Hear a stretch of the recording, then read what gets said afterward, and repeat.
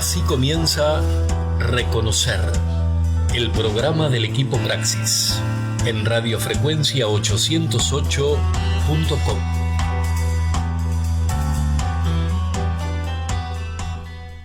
Estamos de acuerdo en que el ballet folclórico...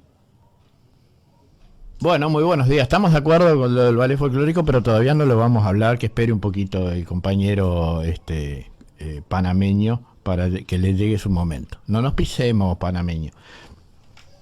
Bueno, muy buenos días. Estamos viendo el sol acá desde las ventanitas y desde la puerta del estudio de radiofrecuencia 808, que la mantenemos abierta para que el sol entre un poco, porque lo extrañamos bastante en esta húmeda semana. Entonces, con esta noticia de que tenemos sol, le damos la bienvenida. En principio, quien les habla, el conductor del programa, Walter Veneciani, la profesora Sheila Güeros, buen mediodía, el maestro Diego Cubelli, muy buenos días, y el profesor Ari Thaler. Buenos días para todos. Y en los controles, las manos maestras del ingeniero Henry Durán,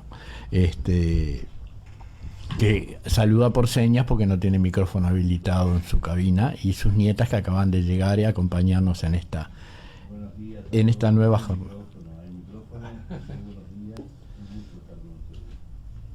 Bueno, hoy tenemos un programa de lo más variado. Primero que nada queremos hacer mención a una jornada, un evento muy importante del que tomamos parte ayer de mañana, que es el lanzamiento del Plan Nacional de Danza, una construcción que se desarrolló a lo largo de los últimos 5 años, que el Instituto Nacional de Artes Escénicas ayer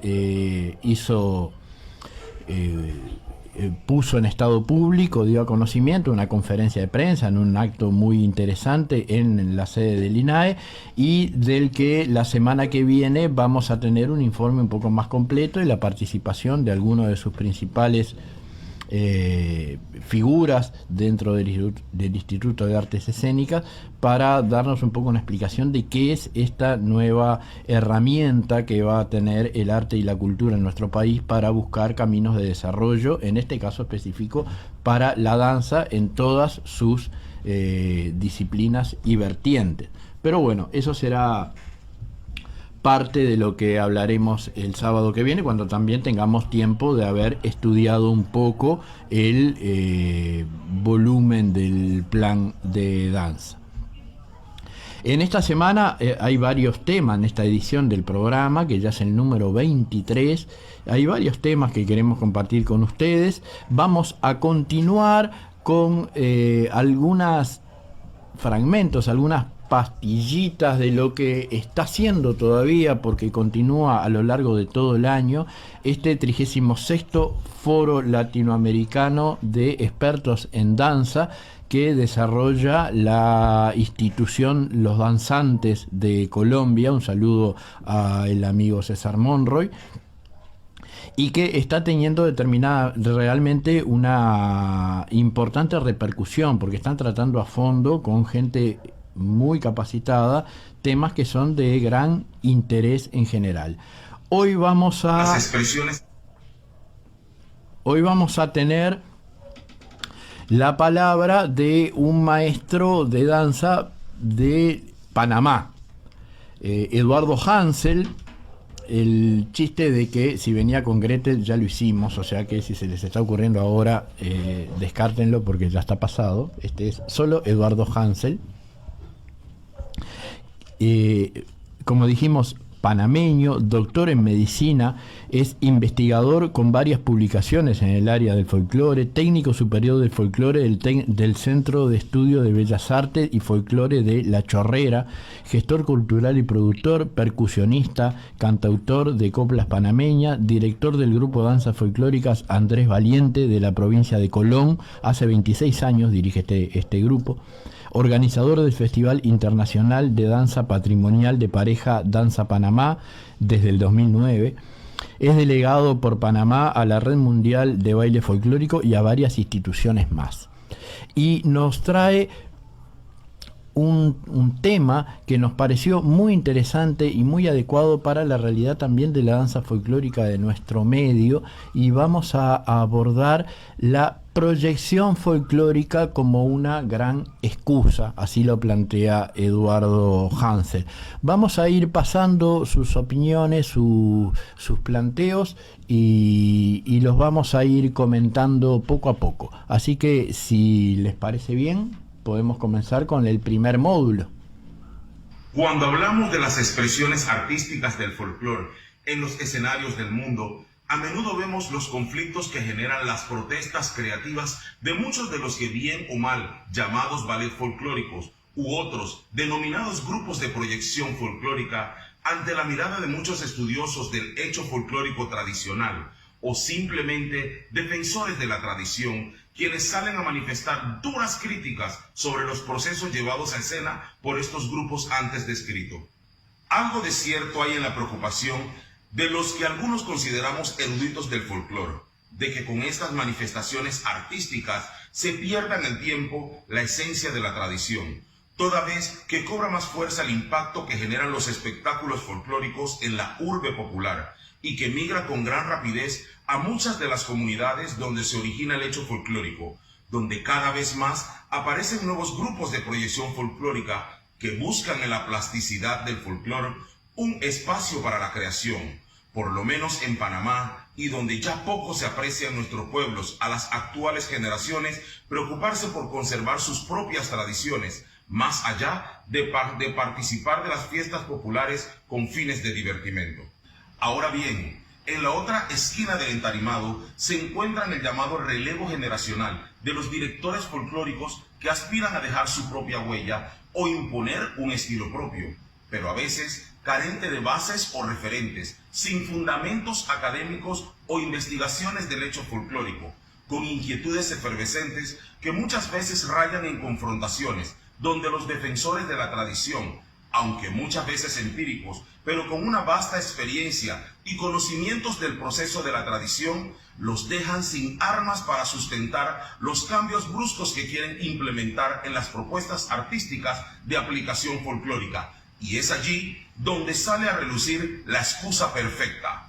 No estamos dañando el folclore, lo que hacemos es proyección folclórica. En ese sentido,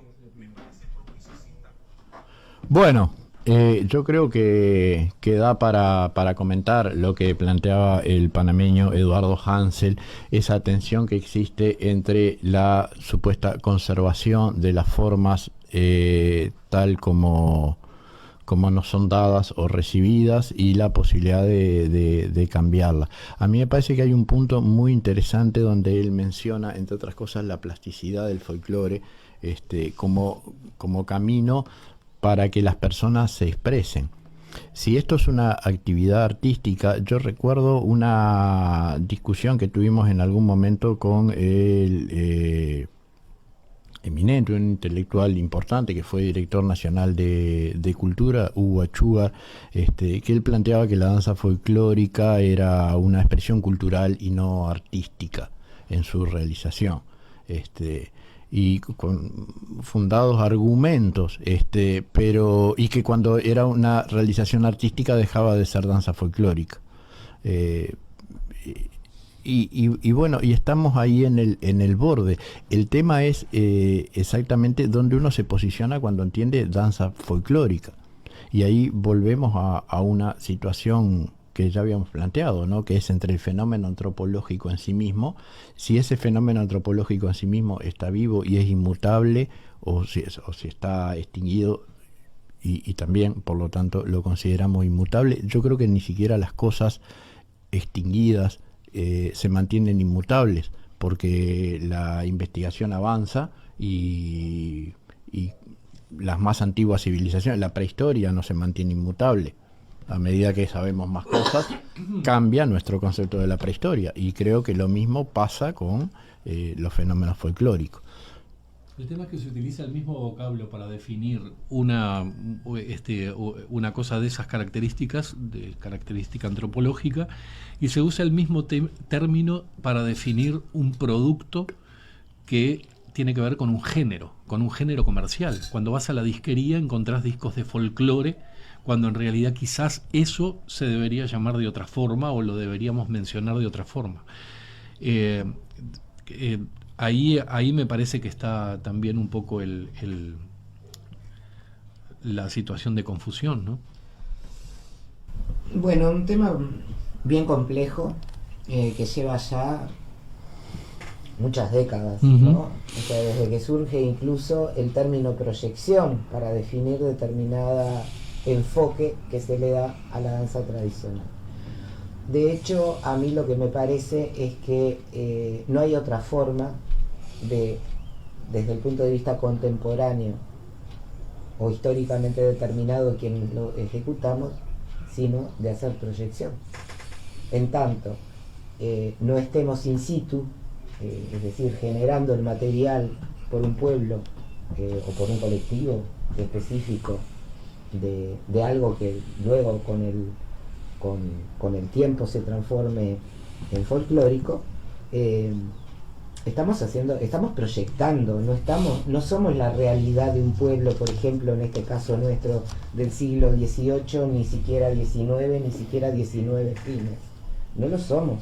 Estamos proyectando esa forma, esa construcción que hizo determinado colectivo, población,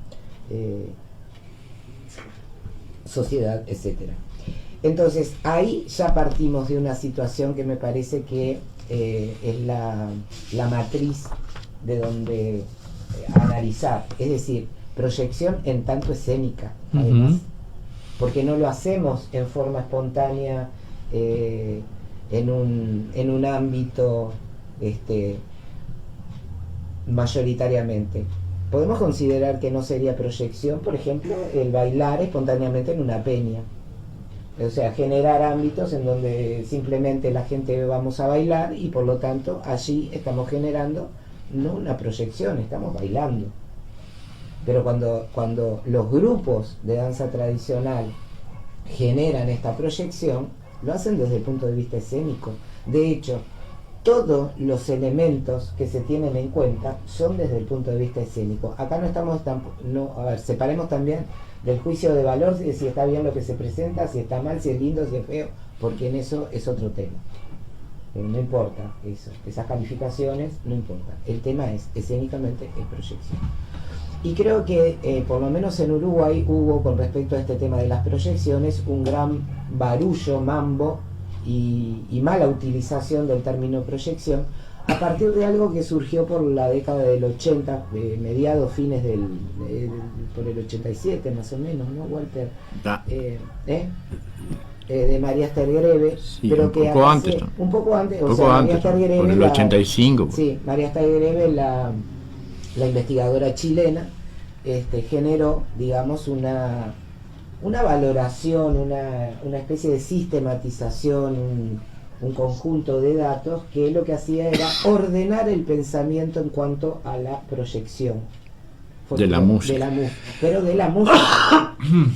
Acá eso que fuimos estudiando como posibilidad, porque en realidad aclaraba mucho el pensamiento y sobre todo ordenaba determinadas cuestiones, era eso, una ordenación del pensamiento en función de una sistematización, se transformó en una verdadera, en un verdadero disparate, en donde llegamos a escuchar, María Esther Greve manejaba 3 niveles de proyección, y llegamos con Walter a escuchar que había hasta 16 niveles de proyección, los cuales además generaron toda una confusión,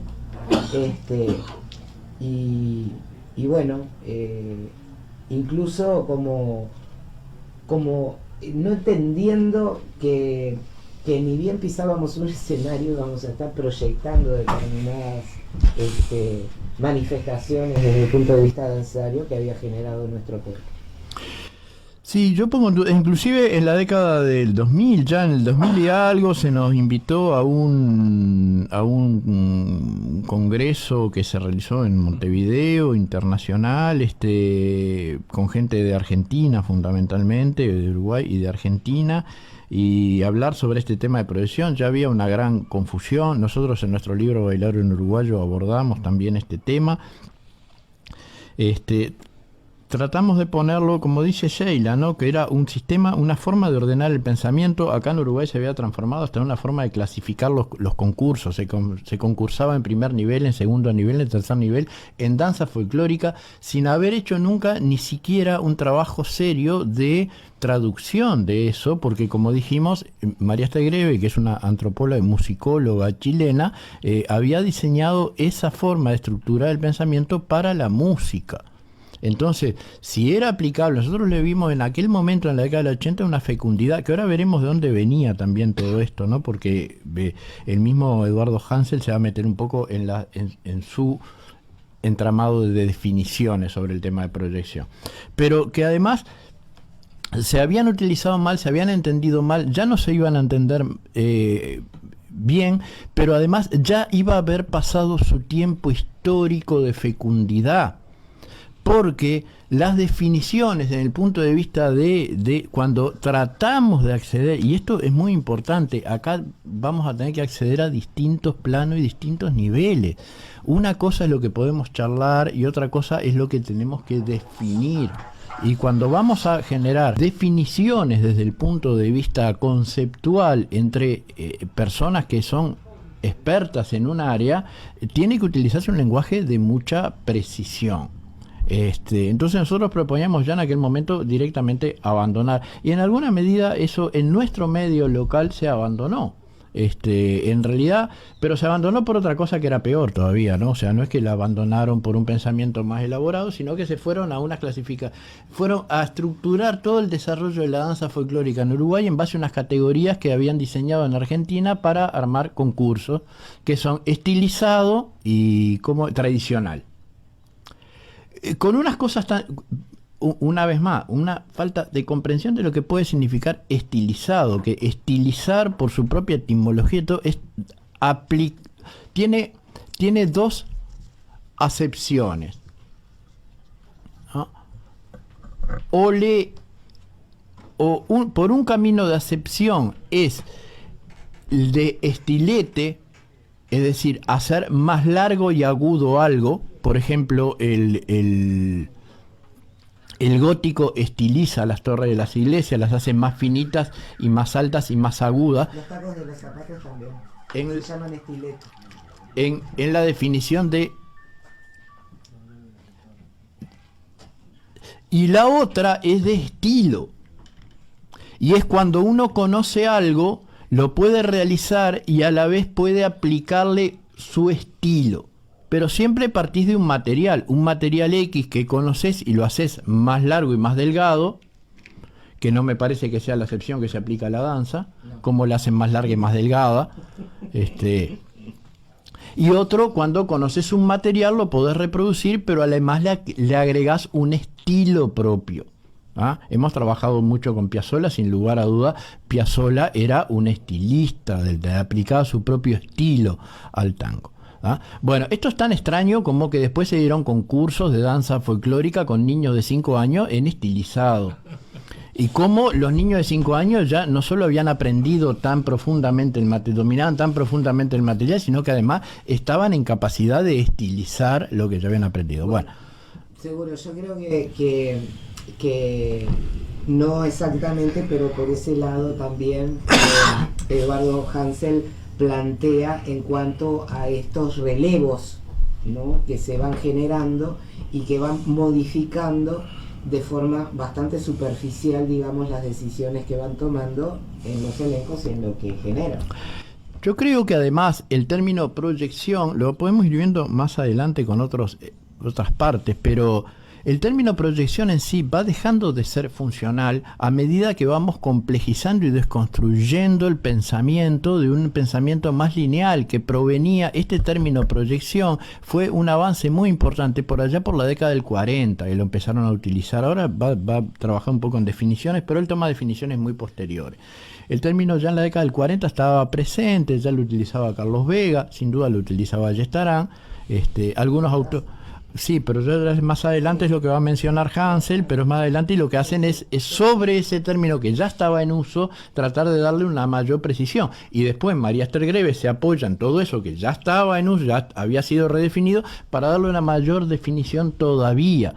Y yo creo que en este momento ya la realidad, pasando por todos los filtros de construcción del pensamiento, de deconstrucción del pensamiento, con permiso de Derrida, que nos permita utilizar su término glorioso de deconstrucción del pensamiento, implican tener en cuenta que cuando uno proyecta, en este momento, cuando uno presenta un espectáculo de danza folclórica, primero, yo hice acá algunas posibilidades distintas, ¿no? En la antigüedad intermedia. Primero, que se puede no estar proyectando, sino reelaborando directamente. Se puede reelaborar, pero para reelaborar hay que tener primero la elaboración, que de esto va a hablar también Hansel muy claramente. Primero hay que saber de qué se trata, pues si no, no es reelaboración, es invento cuadrado. Exacto. Pero yo puedo no estar proyectando al gaucho del siglo XIX, puedo estar tomándolo, entendiéndolo, y a partir de algunos conceptos puedo reelaborar una propuesta artística que me permita expresarme a mí en tanto artista. Puedo reelaborar al gaucho y puedo reelaborar cosas que hacía el gaucho. Claro. Sin necesidad, digamos, de reelaborar el propio personaje. No, claro. Un gesto puedes reelaborar. Exacto. Digamos, yo creo que una de las cosas que hay que entender también es que lo que tiene valor patrimonial es la coreografía, ¿no? Entonces, a veces uno puede reelaborar la coreografía, pero sin que el gaucho en sí esté presente en esa. Yo iría más allá y digo que lo que tiene valor patrimonial, en realidad, estrictamente, es el vínculo que una determinada población en un periodo histórico generó con una forma musical y coreográfica como manera de expresión. Y lo que tiene valor es ese vínculo y ese uso que la población hizo. Lo mismo pasa, el mismo sentimiento tengo, y no solo yo, digo, no es algo que estoy inventando en este momento, con el mismo patrimonio arquitectónico. ¿Dónde está el valor patrimonial de un edificio histórico? Está en el vínculo y en el uso que la gente hizo y el valor que la gente en este momento o en determinado momento histórico le dio a ese monumento histórico, que no necesariamente tiene que ser bonito, pero que sí fue importante para la gente en determinado momento. Yo no sé si son bonitas ¿vieron el círculo de piedra de los dolmes en Inglaterra? Esas piedras verticales que tienen una arriba, como una especie de umbrales uno al lado del otro que forman un círculo. Yo no sé si eso es bonito, pero es un patrimonio cultural de la humanidad, porque la cultura celta y los druidas durante mucho tiempo conocieron el mundo, el universo, era un lugar de culto, de reunión, era importante para una sociedad. Eso es lo que le da el valor. Y lo que le da el valor a nuestras danzas tradicionales es que la gente que tiene una conexión histórica y simbólica con nosotros, que estamos hoy acá en el siglo XXI, y que nuestros antepasados probablemente no estuvieran ni cerca de América en el siglo XVIII y XIX, cuando la gesta artística, allá en 1825, 1830, probablemente no hubiera ningún veneciani en América. De todas maneras me siento ligado con eso, por una cantidad de conexiones históricas. De todas maneras me parece que también hay que tener en cuenta, en todo ese análisis que estás planteando,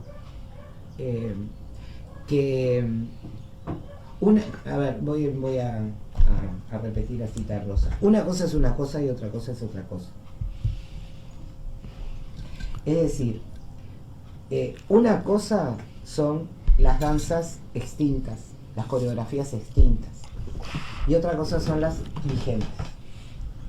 porque ahí también se genera otro tipo de situaciones y de temas a tener en cuenta. Lo extinto no es que no se pueda modificar, no es que no se pueda transformar en parte, pero la valoración que tenemos es en función de algo que está prácticamente, cerrado desde el punto de vista, por lo menos, del movimiento y de la continuidad en tanto identidad y mutación y transformación. O sea, no desconocemos más no conocemos más que eso, porque fue documentado, fue hecho. Podemos generar algunas modificaciones, podemos, lo que nosotros con Walter llamamos, intervenir esas coreografías en los aspectos posibles, sin romperlas. Y me parece que es distinto cuando trabajamos sobre materiales coreográficos que están vigentes, porque están vigentes además los cuerpos. Yo me refiero, mi referente siempre tiende a ir, a veces me lo impongo, porque es tanta la costumbre de hablar de los objetos coreográficos y descartar los cuerpos, que a veces también caigo en esa situación y trato de imponerme la otra opción, digamos, desde el punto de vista paradigmático. Entonces, esos cuerpos están vigentes, por lo tanto van continuamente transformando, ni siquiera por una cuestión, digamos, que tiene que ver con lo coreográfico, sino porque esos cuerpos mismos van cambiando y remiten a diferentes... durante esa vigencia de esa danza. Por ejemplo, tomemos... todos mayoritariamente han estado en algún cumpleaños de 15 o en algún casamiento. Digo esto como para que la gente de la audiencia, visualice mejor, digamos, este tipo de cosas. En cuanto a la vigencia estamos hablando. El vals en nuestro país tiene una vigencia, ¿no? Y sobre todo en determinadas cuestiones ceremoniales que están vinculadas con, umbrales que tienen que ver con iniciaciones, en tanto la chica de los 15 años como la del casorio también. Como eso ha tenido, como el vals sigue vigente, en este caso mediante determinado nivel de festejos vinculantes, los cuerpos están vigentes, y no es lo mismo el vals que se bailaba en un cumpleaños de 15 en la década del 40 que un vals en un cumpleaños de 15 que se baila hoy, porque además de los cuerpos que se modificaron, también están otros elementos que empiezan a intersectar o a intervenir o a modificar, como por ejemplo el señor fotógrafo, que para sacar la foto, entonces, y son tantos los que bailan el vals, que te pide que simplemente te pongas en enlace, o sea, el enlace del vals, te muevas un poquito para un lado y un poquito para el otro, y te saca la foto y viene otro y baila. ¿Se entiende? Sí. Las modificaciones. Y somos los cuerpos contemporáneos los que generamos esas modificaciones en el vals, pero el vals está vigente.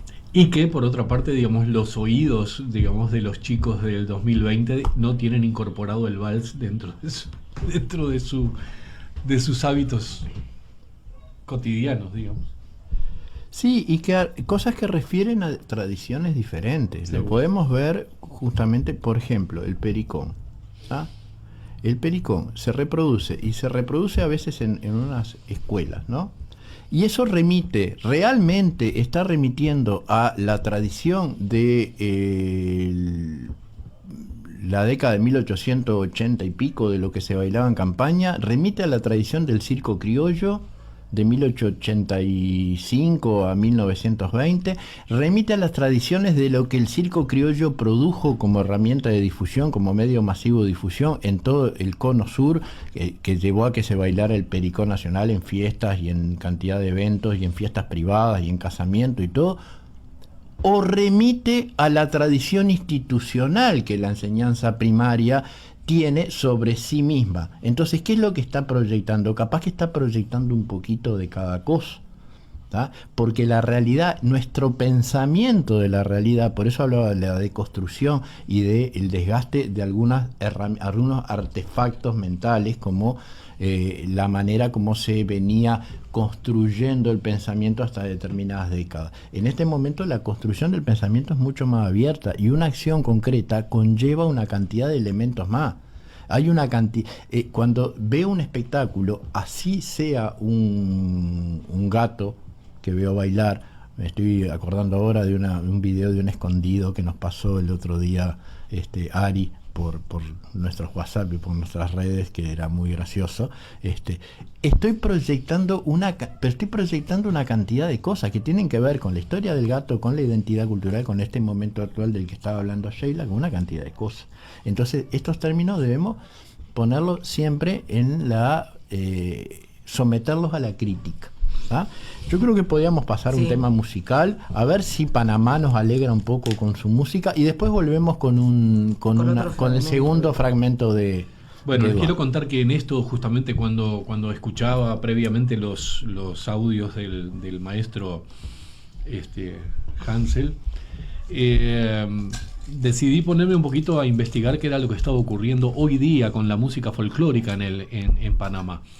Y descubrí allí una serie de ritmos que ya sabíamos de su existencia, los tamboritos, por ejemplo, que son cosas muy características de Panamá, y una voz actual, una voz de una chica de los 2000 que recrea la música estrictamente tradicional de Panamá. Se llama Roxana Jaén y la escuchamos cantando un tamborito.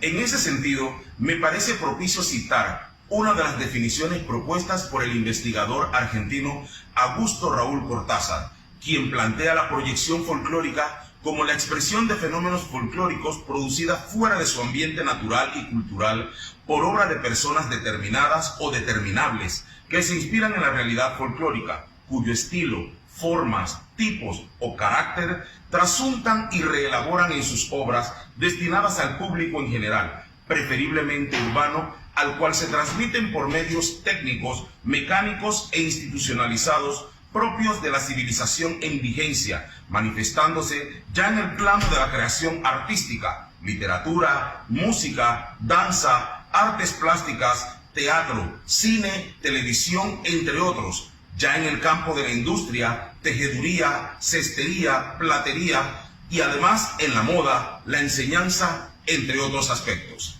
Por otro lado, podemos citar también al investigador Manuel Dannemann, quien planteó su propia conceptualización, difusión folclórica con sus diversas alternativas de temática y de procedimientos comunicativos y mostrativos, por lo general concerniente a presentaciones en las cuales prevalecen los cantos y los bailes, en algunas oportunidades insertos en una escenificación ambiental. Sin embargo, desde una mirada más profunda, me atrevo a puntualizar que el hecho folclórico no se debe buscar en los escenarios como un espectáculo cuando el mismo cumple un rol de funcionalidad natural en su entorno, intransferible de cada comunidad, apegado a su propio estilo y transmisión generacional desde tiempos inmemorables.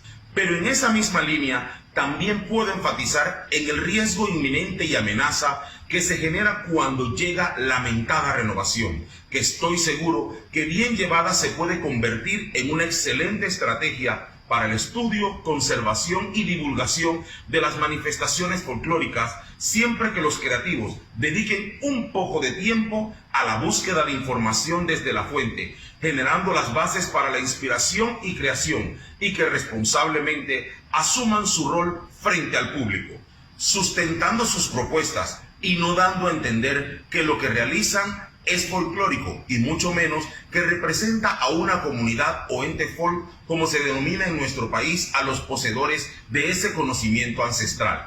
Finalizo replicando un interesante párrafo de un artículo anónimo que tuve la oportunidad de leer hace un tiempo y que señala: si la proyección no implica en sí misma desvío o adulteración, sino otro contexto, otro objetivo, la renovación folclórica suele justificar mamarrachos a su nombre, a veces bajo el nombre de vanguardismo. ¿Estamos de acuerdo?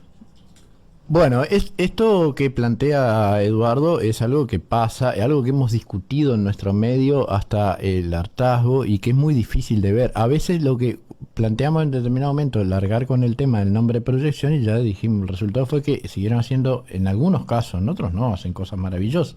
En unos casos, el mismo tipo de mamarracho, sin fundamentos reales, sin fundamentos de investigación, de trabajo serio, y le cambian de nombre. En vez de decirle producción, le decimos estilizado. Entonces, si le decimos estilizado, sí podemos hacer cualquier mamarracho.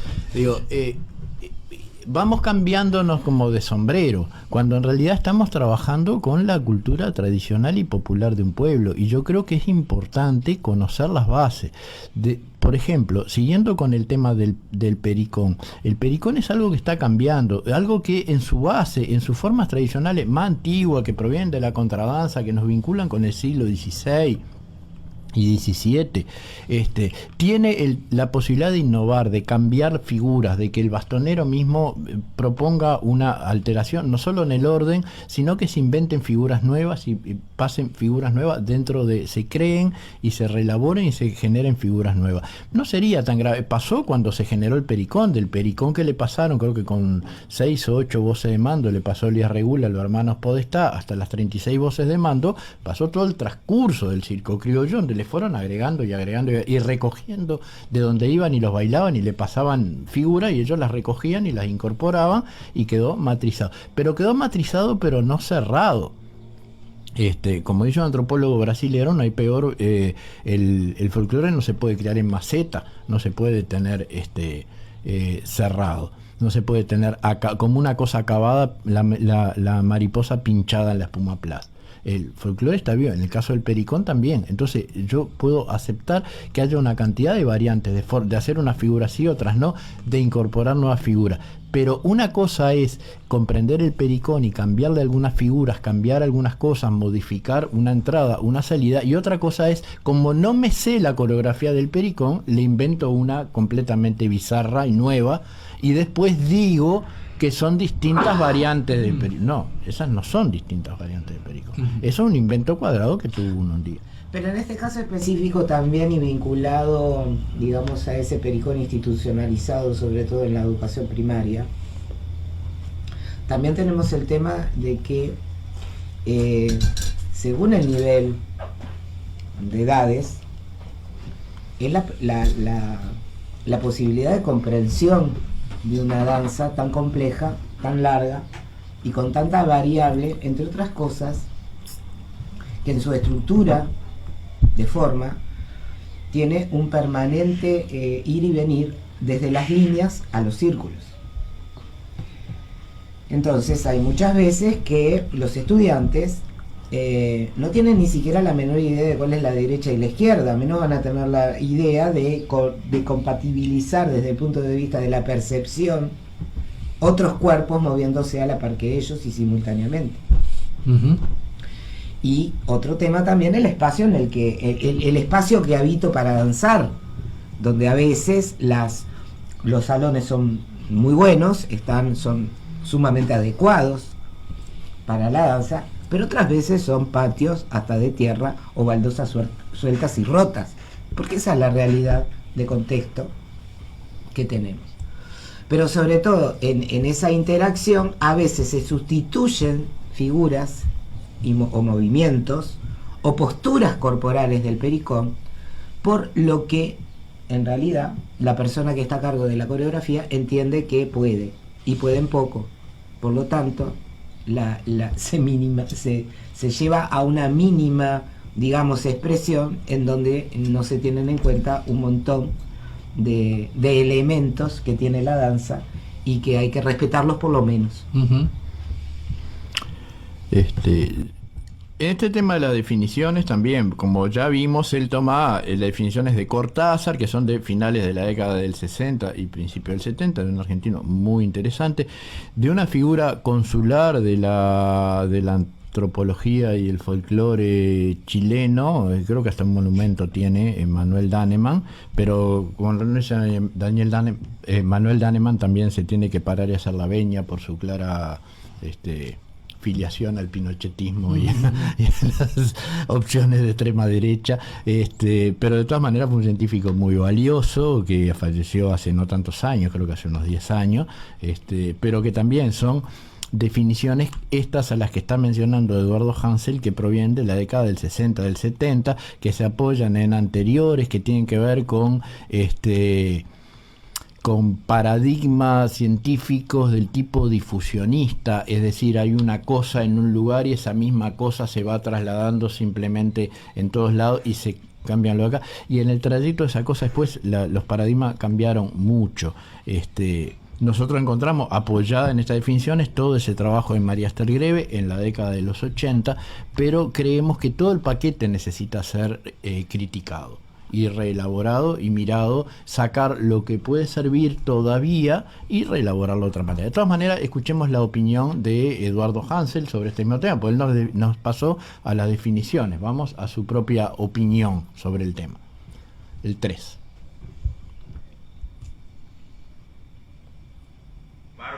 Desde una mirada más profunda, me atrevo a puntualizar que el hecho folclórico no se debe buscar en los escenarios como un espectáculo cuando el mismo cumple un rol de funcionalidad natural en su entorno, intransferible de cada comunidad, apegado a su propio estilo y transmisión generacional desde tiempos inmemorables.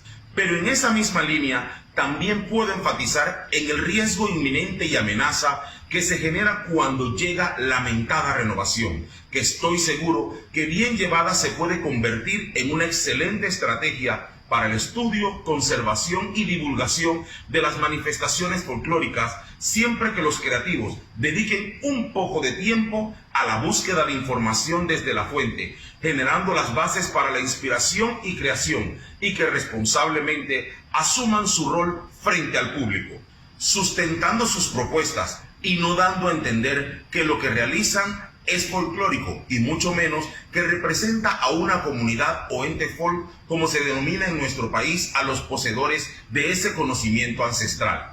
Finalizo replicando un interesante párrafo de un artículo anónimo que tuve la oportunidad de leer hace un tiempo y que señala: si la proyección no implica en sí misma desvío o adulteración, sino otro contexto, otro objetivo, la renovación folclórica suele justificar mamarrachos a su nombre, a veces bajo el nombre de vanguardismo. Estamos de acuerdo en que el ballet folclórico sigue una ruta y una disciplina en relación a las técnicas y la conjugación de algunos elementos de otras artes escénicas para llevar a cabo su propuesta escénica. Sin embargo, los ballets folclóricos sabemos o esperamos en un momento determinado que la base de su creación sea precisamente el hecho folclórico basado en un estudio previo de ese hecho folclórico para luego llevarlo a una creación estética que conjugue todos estos elementos de la técnica y de la disciplina para poder llevar como resultado al escenario una propuesta limpia, una propuesta plástica inspirada en el folclore. Entonces, desde ese punto de vista, también se hace proyección folclórica, entendiendo la proyección folclórica como sacar el hecho folclórico de su entorno, bien sea desde un grupo que se mantenga pegado a lo tradicional o como en el caso de los ballets folclóricos que ya tienen técnicas aplicadas para llevar a cabo con disciplina la puesta en escena. Entonces, en ese sentido, por ejemplo, en Panamá sucede mucho que muchos son llamados ballet folclóricos y al final de cuentas, a mi parecer y apreciación personal, son muchos grupos de proyección folclórica que están muy lejos de realmente ser un ballet.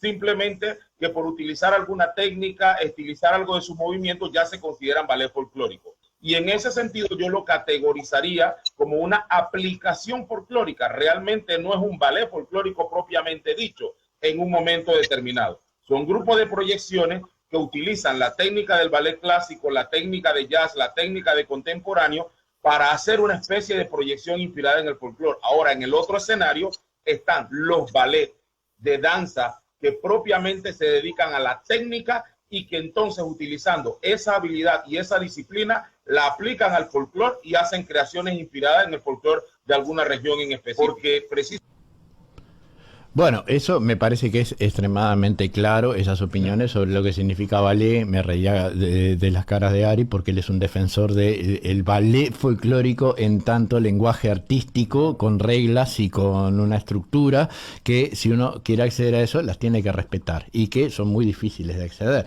Después te podrá gustar o no, podrá entender que es un lenguaje válido o no lo es, pero tiene una connotación. Hay como una especie, digamos, de reticencia a utilizar la palabra grupo de danzas folclóricas o grupo de proyección folclórica, o lo que como se da la impresión como que utilizar la palabra ballet folclórico aumenta Ya está, ya con automáticamente, digamos, la palabra hace la cosa. Del producto. La palabra hace la cosa, como enseñaba Borges cuando en su poema El Golem. Sí. En este caso me parece que, y mayoritariamente, porque desde mi punto de vista en eso soy muy crítica, no le hace ni un favor al folclore ni un favor al ballet. Tal cual. A ninguna de las dos áreas de la danza, cosas. porque no solamente no la manejan desde el punto de vista de técnico, ni una ni la otra, sino que además verdaderamente ejercen lo que Eduardo planteaba como mamarracho arriba de los escenarios. Y todavía arriba, justamente, yo coincido totalmente con este planteo que nos hace Eduardo Hansel en relación a la responsabilidad de estos creativos y vanguardistas, que en realidad, utilizan también esos nombres, ¿no? Vanguardistas o folclore contemporáneo, en realidad para tapar las carencias que tienen, o en algunos casos que son muy buenos desde el punto de vista técnico, simplemente vender mejores para la academia. Claro. Vamos a escuchar el último tramo, el número 5 de Hansel, donde habla sobre la estilización. También es muy breve y después sí nos vamos a cerrar este módulo y nos vamos a ir con música. Yo coincido en que el problema no es la estilización, el problema no es hacer una propuesta creativa. Aquí lo grave es que muchos grupos, bien llamados folclóricos o grupos de estilización folclórico, venden su propuesta como si estuvieran realizando el folclore, porque hablan en una nomenclatura de espectáculos aduciendo a hechos folclóricos y cuando se lleva a la escena uno percibe que está totalmente alejado a un proceso real, que es un proceso totalmente creativo. Yo creo que aquí el tema va basado en la responsabilidad que asume cada creador, cada director que hace una propuesta estilizada en decir, estamos haciendo una creación, estamos inventando una propuesta artística y no decir que es proyección folclórica, porque ahí donde entra la creatividad, donde aparece el investigador, donde aparece aquel estudioso o aquel conocedor del hecho folclórico y lanza esa crítica. ¿Y cuál es la excusa que utilizan estos grupos. Dicen, no, estamos haciendo proyección folclórica. No, no están haciendo proyección folclórica.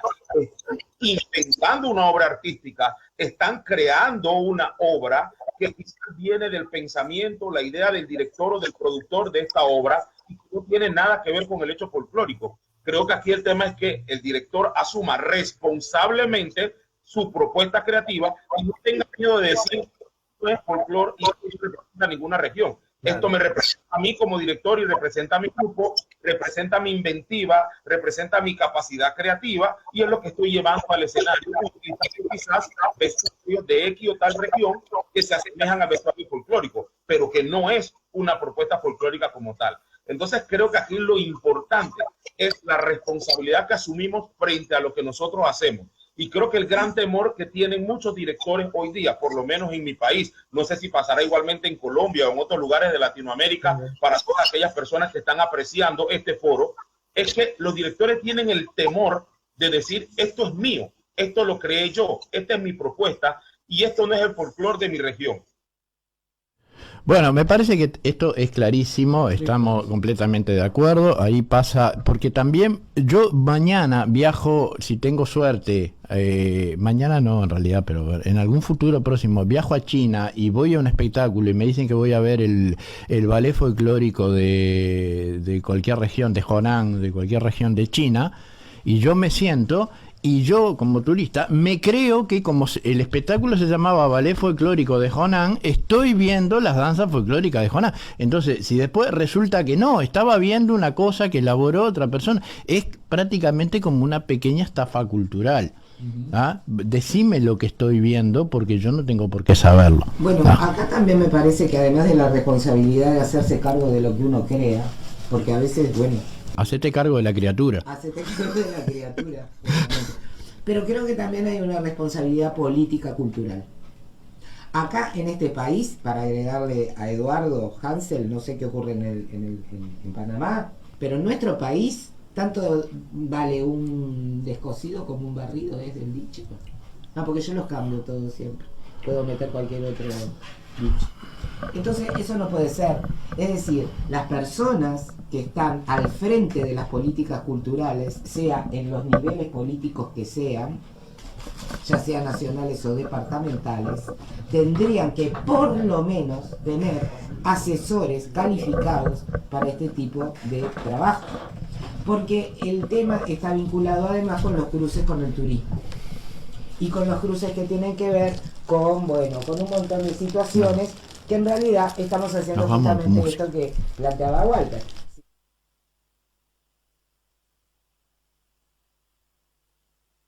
Uruguaya. Bueno, no señores, yo pondría carteles en la llegada a los puertos de los buques estos de los... ¿Cómo es? Que llegan de los cruceros, diciéndole, les vamos a mentir lindo. Porque no es cierto. Son inventos cuadriculados y no alcanza con poner en una pollera pintado a mano la palabra Uruguay.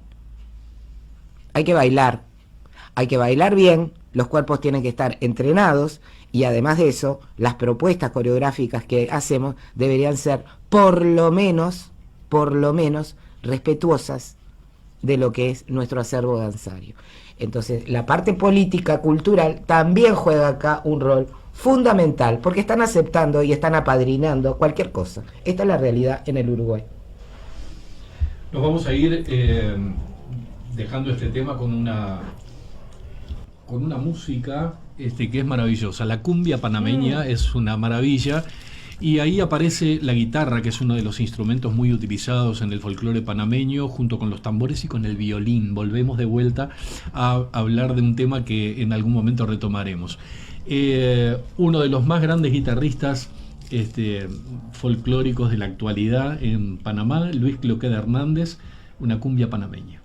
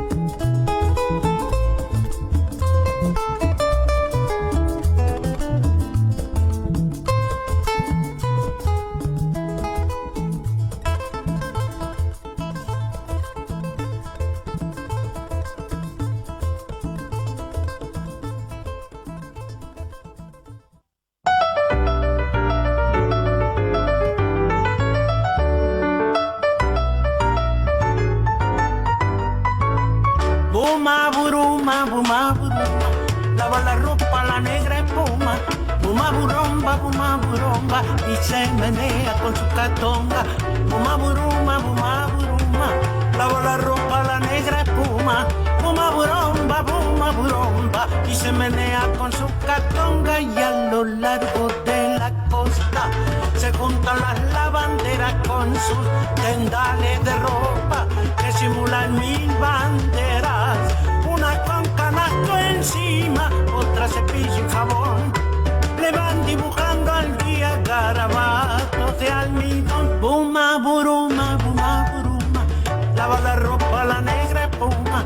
Buma burumba y se menea con su catonga. Buma buruma, lava la ropa la negra espuma. Buma burumba y se menea con su catonga. Y a lo largo de la costa se juntan las lavanderas con sus tendales de ropa que simulan 1000 banderas. Una con canasto encima, otra cepillo y jabón. Le van dibujando al día garabatos de almidón.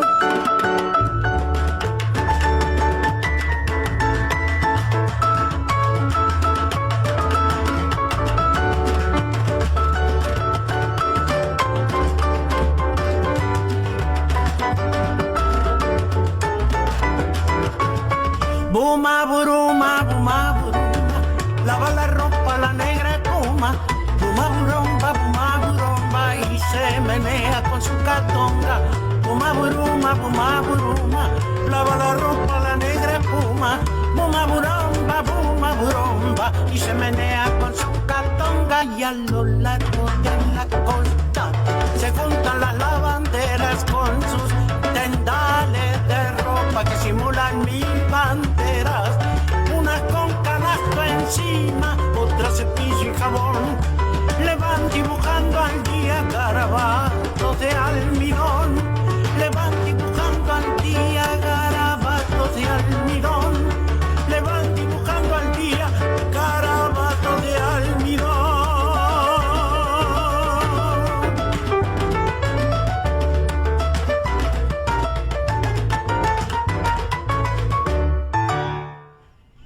Muy bien.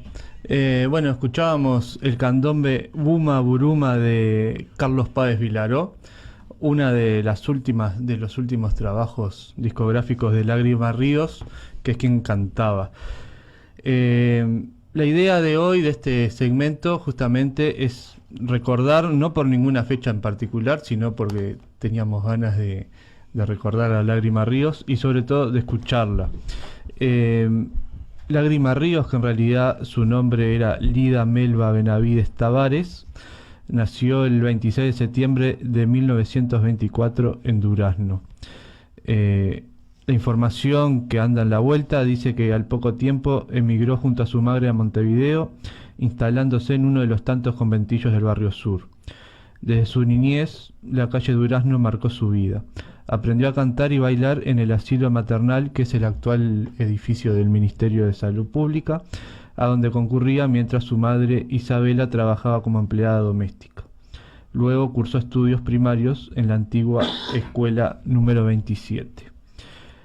Sus primeras incursiones artísticas comenzaron cantando folclore americano por moneda, según contó al diario Clarín de Buenos Aires, a mediados de los años 40.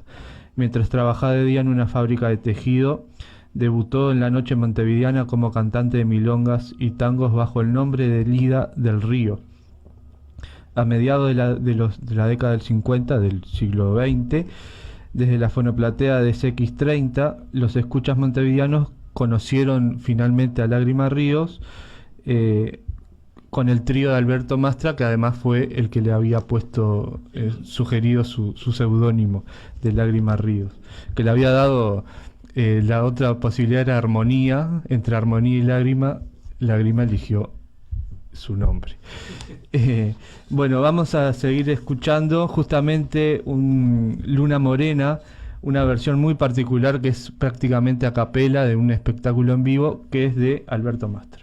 Yo vengo de antepasados que del África han llegado a la América del Sur. Aquí fueron subastados al mejor postor y echados a un mundo de esclavitud. Un amo rico y compadre compró al padre de mi padre y en 100 pesos lo llevó. Le dio un carro y una esposa y un establo como choza donde mi madre nació. Morena, luna morena, candombe, candombe suena la lonja de mi tambor. Morena, luna morena, que ya no tiene cadenas la gente de mi color, que ya rompió sus cadenas la gente de mi color. Oh, oh, oh, oh.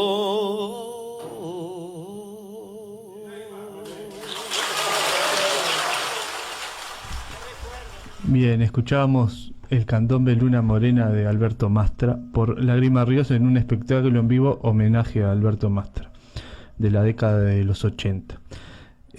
Cantando tangos, Lágrima ganó el concurso La Voz del Aire, organizado en 1956 por el diario La Tribuna Popular y la radio CX24.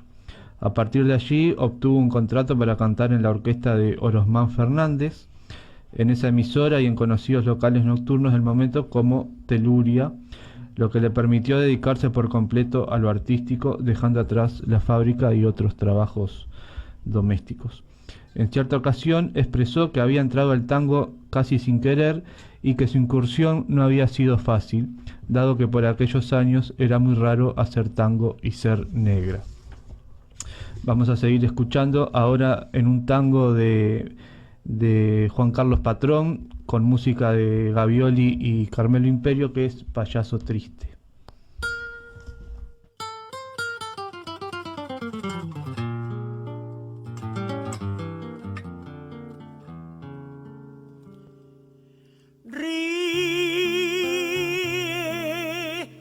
Payaso,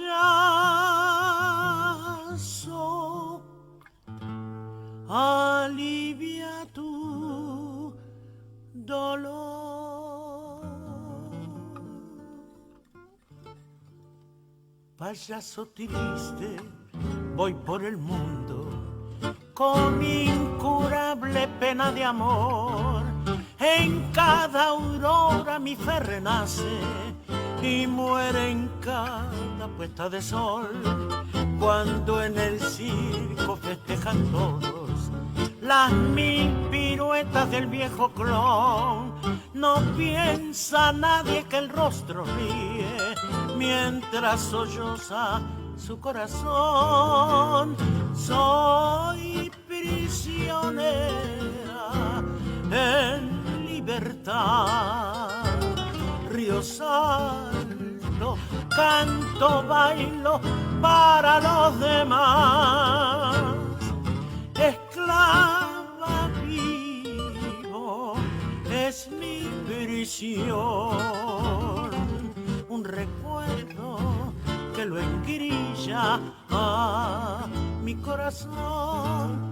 Payaso triste voy por el mundo, cambiando cielo sin descansar, buscando en vano la mano amiga donde mi alma pueda llegar.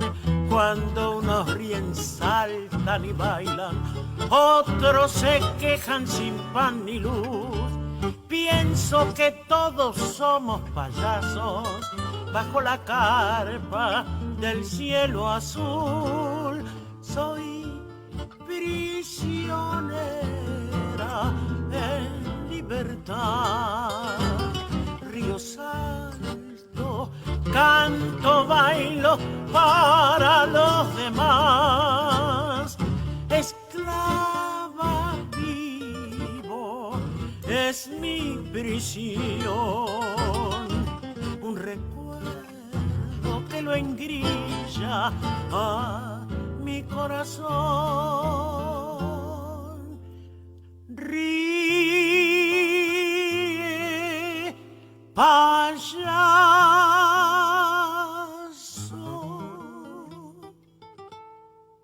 alivia tu dolor.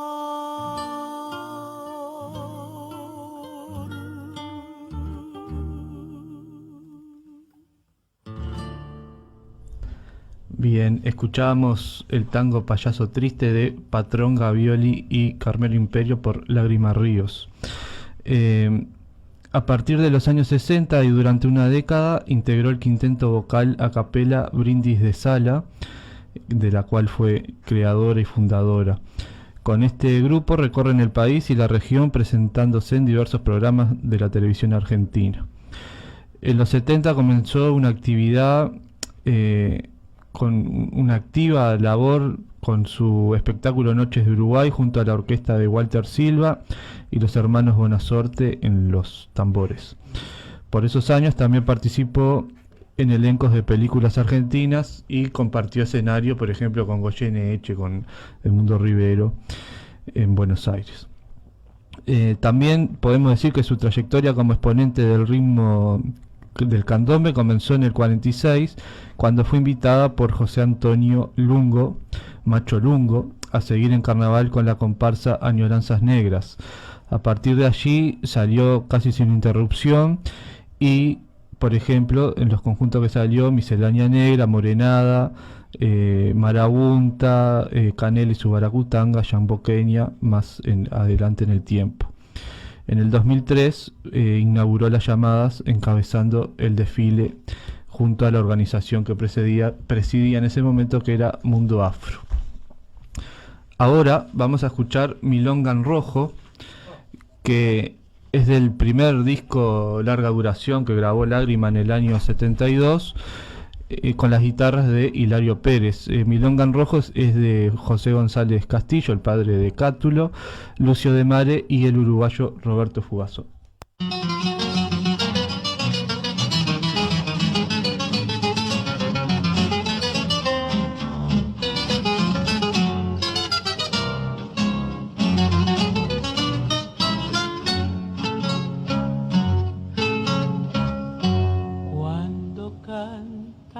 Chicharras en las pardas y las chinas, y se amodorran las chinas en las esteadas de enero. Se oye cantar al sandiero su pregón en las esquinas. Parece de plata vieja por lo bruñido de su piel, como grabada sin cel, lleva una marca en la ceja, y jineteando en la oreja el cuajarón de un clavel. Sandía calada, sandía colorada, jugosa para las mozas enamoradas.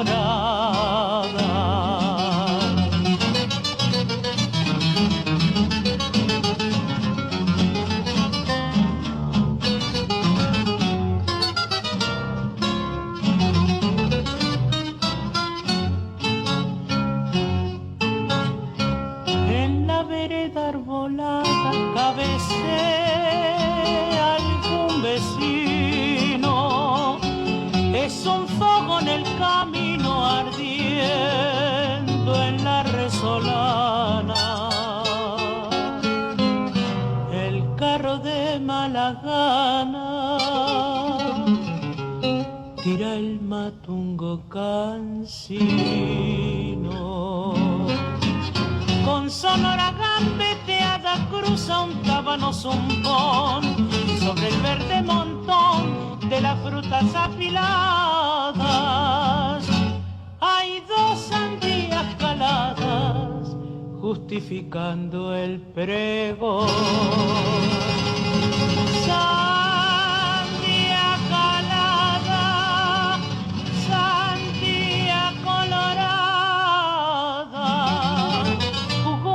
para las mozas enamoradas.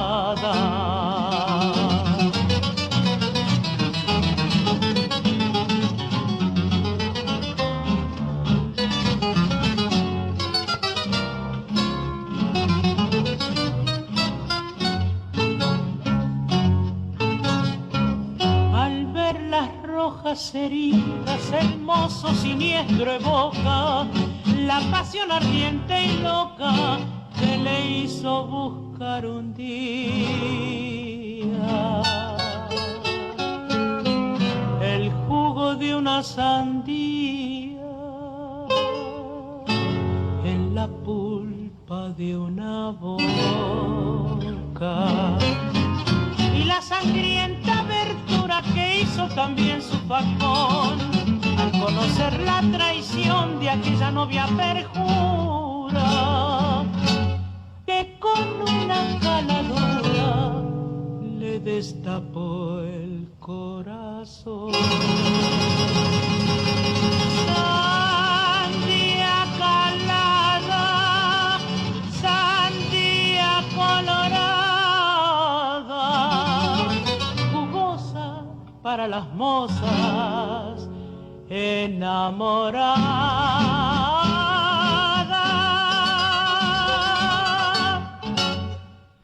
Escuchamos Milonga en Rojo de González Castillo, de Mare y Fugazot con las guitarras de Hilario Pérez.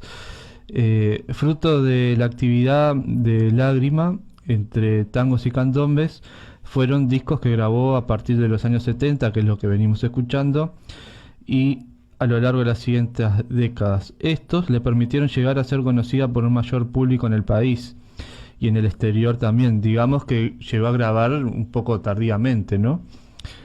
Su reconocimiento le permitió radicarse en Madrid durante los últimos años de la dictadura uruguaya.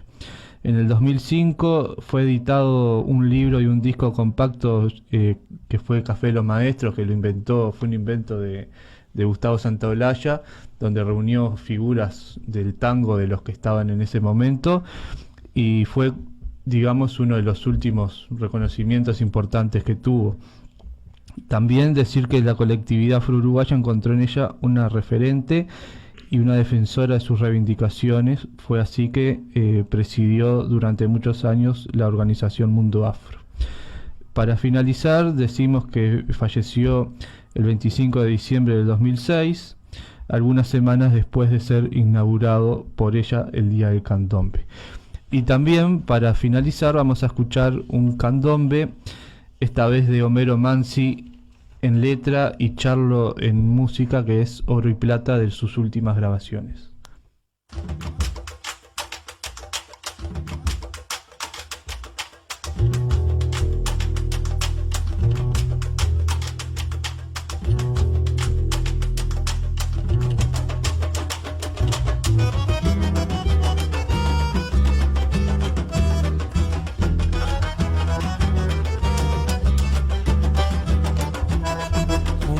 De agua marina y una esterlina te regaló. Tu negro que era muy pobre no tuvo un cobre para el amor. Un fardo de ropa fina para tu ruina te convenció. Yo digo que una mulata por oro y plata se enamoró.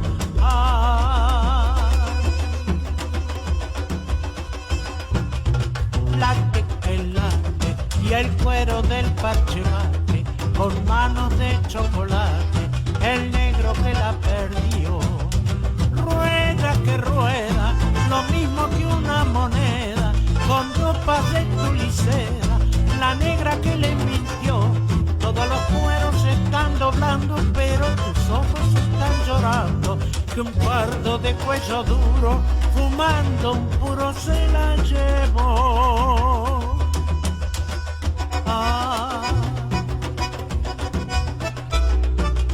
Siga que siga, no sufras ni la maldigas, el cielo también castiga la culpa de la ambición.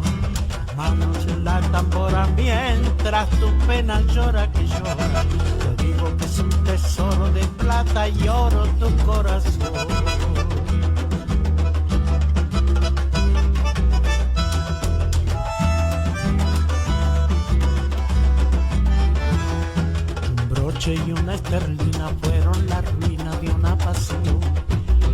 pago con 10 monedas, forro de seda tu corazón.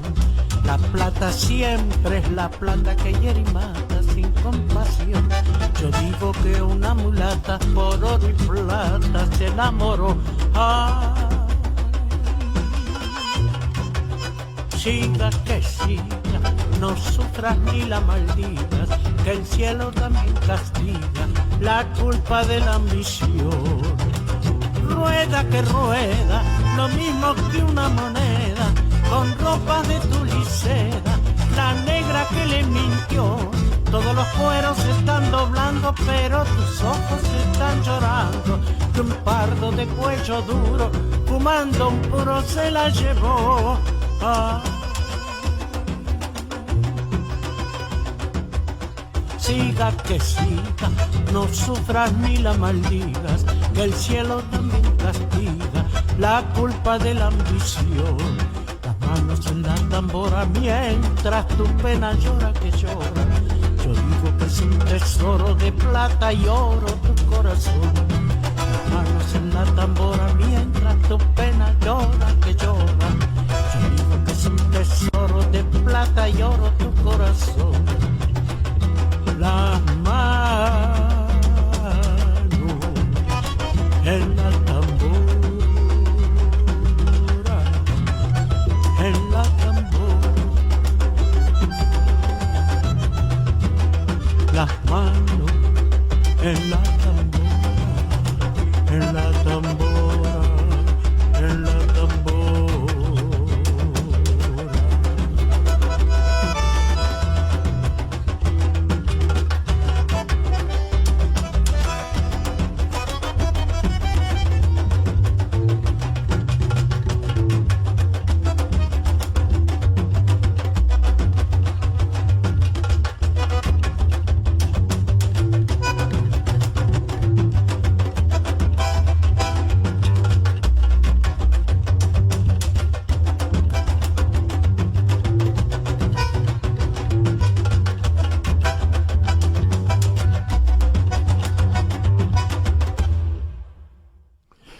Maravillosa Lágrima Ríos, realmente es una persona encantadora que además tuvimos con Sheila la oportunidad de conocerla y frecuentar con ella por allá por el 2003 al 2005 cuando nosotros llevábamos un grupo que teníamos de tango, un taller de tango en la Asociación de Escribanos y en el Colegio de Contadores, a unas veladas que se hacían en el Mesón Español, ¿te acordás que era? Y ella estaba ahí contratada y cantaba, y hicimos un pequeño vínculo en aquel momento y nos pareció una persona también maravillosa desde el punto de vista afectivo. Sí, digo, muy pequeño de ir y saludarnos, pero con un afecto que rompía esa barrera de que ella era Lágrima Ríos y nosotros éramos unas personas cualquiera que estábamos ahí, y sin embargo el trato de ella era de igual a igual. O sea, nunca tuvo eso que es tan común aún en este pequeñísimo ambiente de que soy una diva, una personalidad. Digo,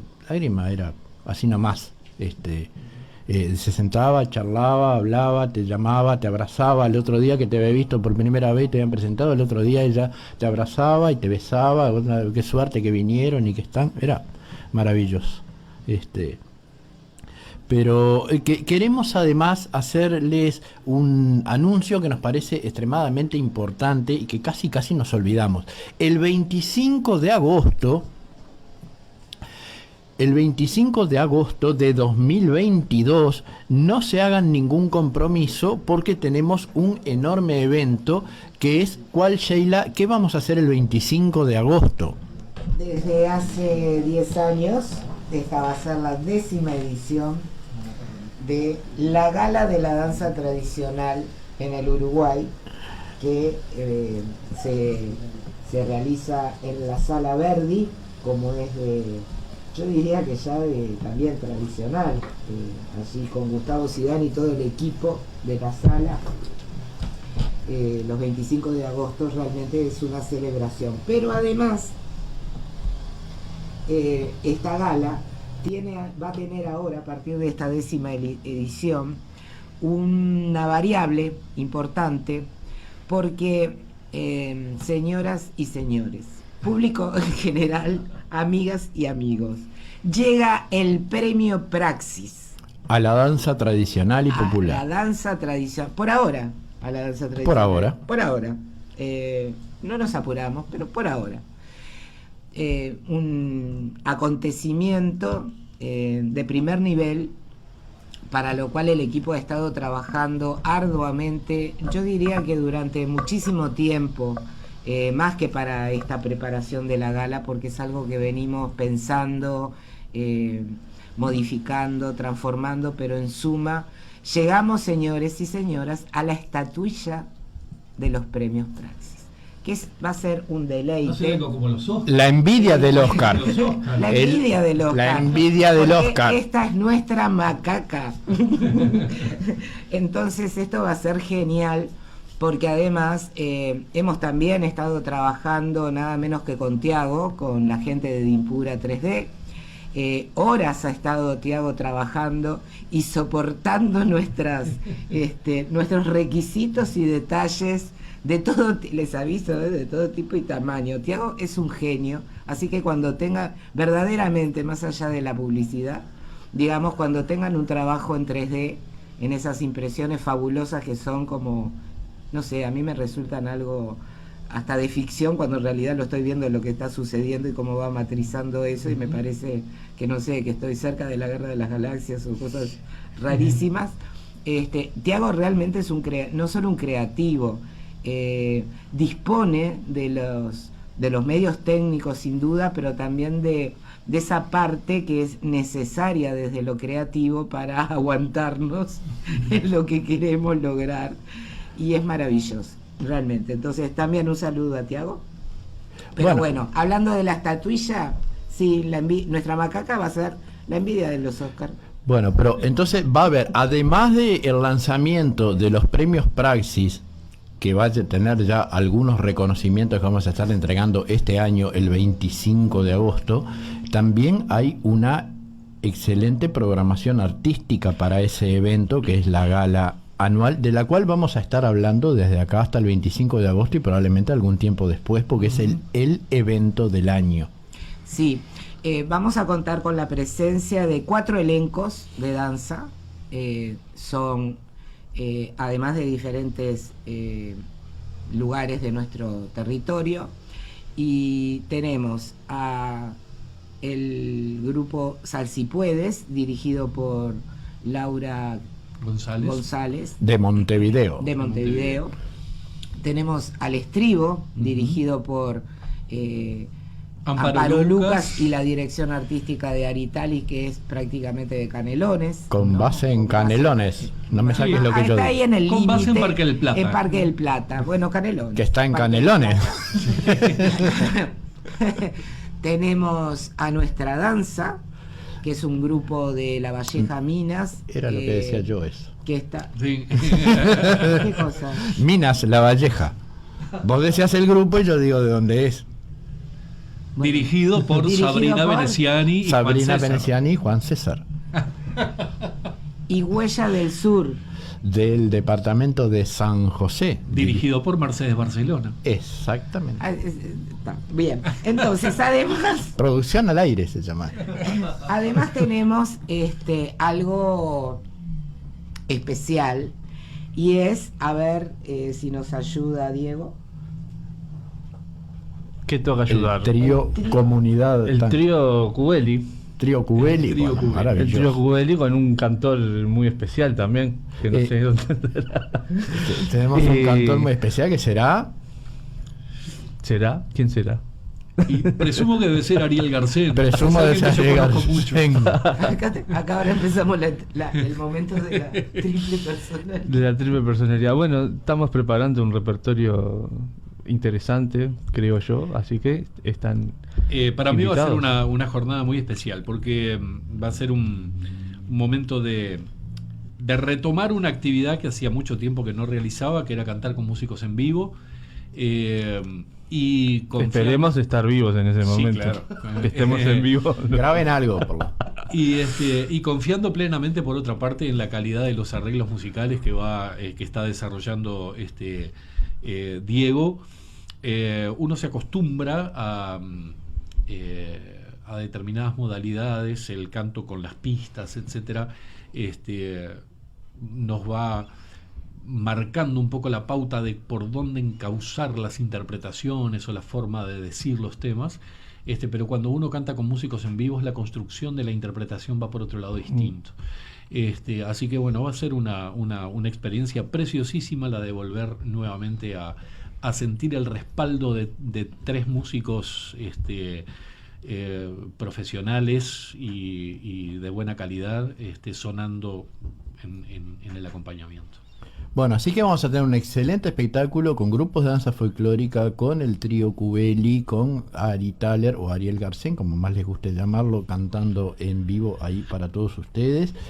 Y bueno, las entradas estarán disponibles por Ticantel en las boleterías del teatro, pero probablemente a lo largo de lo que queda este mes de agosto, algunas localidades podamos sortear en este mismísimo programa. Así que esténse atentos, porque los vamos a invitar a comunicarse con nosotros para acceder a algunas localidades de este maravilloso espectáculo en el cual estamos poniendo muchísimo de nuestro esfuerzo, como todos los años. Tuvimos una interrupción solamente en el 2020 por pandemia. Y después de ahí en adelante, todos los años hemos logrado desarrollar esta maravillosa gala de la danza tradicional y popular. Porque creemos que hace falta amoblar la cartelera de los espectáculos montevideanos con algunos elementos de la danza tradicional que a veces se mantienen muy alejados del contacto con el público, que no es el que directamente necesitamos.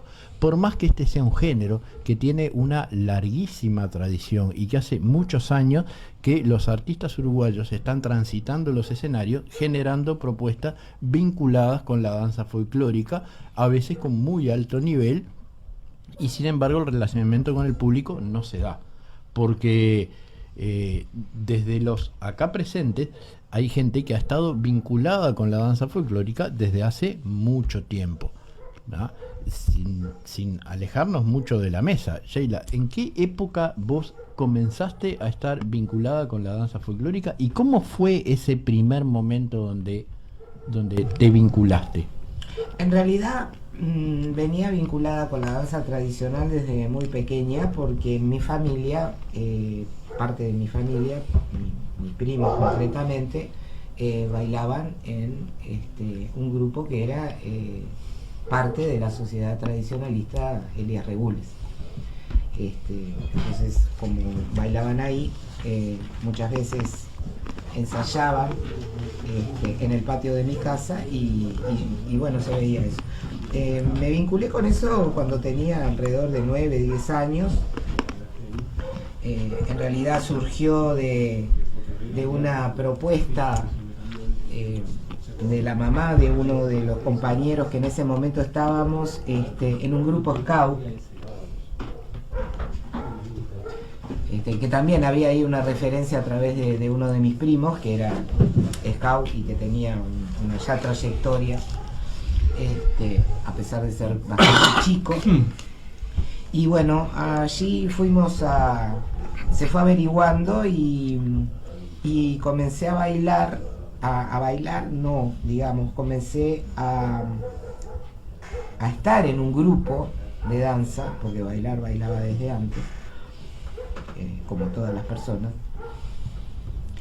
que se llamaba Banda Oriental, dirigido por Arturo Olivera Dor. A trabajar con Arturo unas danzas, a aprenderlas y luego ensayarlas, y eso en realidad es como formar una U muy cuadrada, pero, o sea, muy rectilínea, pero una U. Que fue una propuesta, digamos, muy interesante, digamos, que generó un músico que se llamaba Carlos Alberto Irigaray, que apoyado, no sé realmente, digamos, en quién, porque las coreografías no eran de él, de él eran las músicas, creó esas coreografías, digamos, y tanto el periconito como el bailecito oriental en su época, digamos, fueron coreografías. Y con este grupo tuvimos presentaciones. Te iba a preguntar justamente eso. Sí, tuvimos unas presentaciones en para colegios, para liceos, para eventos. Me acuerdo de uno específicamente en el Patín Club. En el Delta. Y bueno, y en realidad bailábamos sin utilizar ropa tradicional. Habíamos optado por bailar prácticamente con los uniformes del liceo. Después, o sea, con el tiempo, ¿no? Ya vamos avanzando en el tiempo. Ya no tenía 10 años, estaba en el liceo.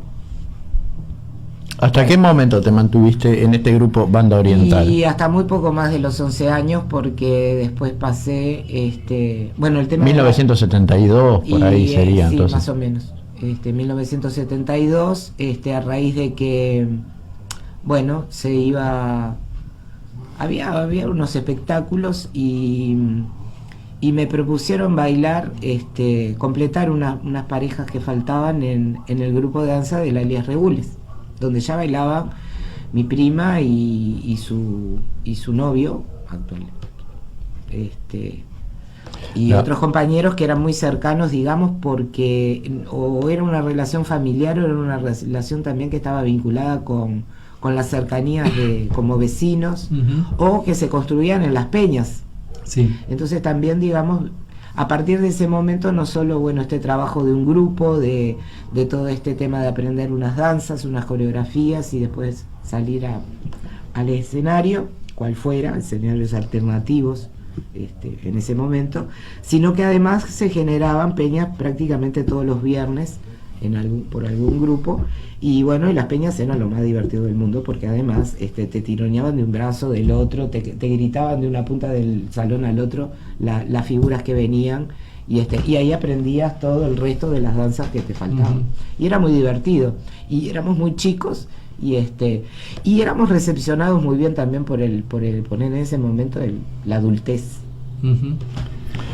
Yo creo que este tema, y estamos, atención el público, en la precuela de Sheila Güeros antes de entrar en la Escuela Nacional de Danza. Sí, Yo creo que es todo un capítulo muy particular, poco explorado dentro de la bibliografía académica del Uruguay, que vamos a tratar de explorar en este programa y en el siguiente. Pero me parece que teníamos una cita también con unas guitarras, sí, que las vamos a invitar por lo menos un rato. Bueno, Sí, porque de esto otro hay para largo. hay para largo, de eso Sí, podemos, sí. ¿sabes cómo? De mi Fede, vida, va a hablar. de mi Vamos, vida de bailar. vamos al tema de las guitarras. Entonces lo voy a enloquecer a Henry. Henry, centrate en lo que tenemos ahí con el tema de las guitarras, digo, porque arranco a contarles un poco a la gente de qué viene la cosa hoy. Los estilos guitarrísticos, la guitarra en el tango y la forma, los diferentes estilos que se pueden observar mayoritariamente cuando el acompañamiento musical es de guitarras o cuando son las guitarras las que interpretan el tango. Y vamos a comenzar por el estilo gardeliano, que es uno de los que da de alguna manera, que son el precursor en el asunto. Y vamos a comenzar con un texto que dice lo siguiente: nunca sabremos si efectivamente José Ricardo se ataba un diente de ajo humedecido al pulgar derecho para endurecer la yema del dedo y así poder pulsar con fuerza la bordona. Forma parte del mito, como también los rumores sobre por qué se produjeron las diferentes desvinculaciones de los guitarristas de Gardel. Lo que sí sabemos es que el cantor tenía una enorme habilidad para elegir a sus guitarristas. El primero de todos, el negro Ricardo, y que esa habilidad mucho tiene que ver con que haya pasado a la posteridad de la manera en que pasó. Antes de Gardel, ningún cantor había sido acompañado por guitarristas de esa manera. Rodrigo Albornoz, guitarrista catamarqueño especializado en tango, investigó en profundidad el tema y afirma que las guitarras son las que identifican el sonido final de Gardel. Es decir, el zorzal criollo llegó a ser lo que fue porque cantaba con ese acompañamiento complejo y sobrio a la vez. Primero fue una sola guitarra, después un dúo, luego un trío, para pasar finalmente al cuarteto, donde el acompañamiento y los arreglos se desplegaron en todo su esplendor. Puede decirse que el cuarteto de guitarras en el tango, tal como lo conocemos hoy, con sus modelos rítmicos de acompañamiento, sus melodías ligadas o articuladas, sus rellenos y contramelodías y sus introducciones, es un invento de Gardel y de sus guitarras. Pero, ¿por qué el cantor tuvo esta debilidad por las guitarras? Gardel tenía una relación con la guitarra y con lo criollo, con lo autóctono, muy cercana. Era admirador de los payadores y tenía en su repertorio cosas de Ángel Villoldo y de José Bettinotti, explica Albornoz. Recordemos que Gardel empieza a cantar tango en 1917 y hasta el 21 solo graba 11 composiciones. Grabó valses, estilos, vidalitas, otras cosas. Ya en el 26, 27, 28, la mayoría de las piezas corresponden al tango, pero sigue cantando algún foxtrot, valses, criollos, estilos, alguna cifra, alguna chacarera. Entonces,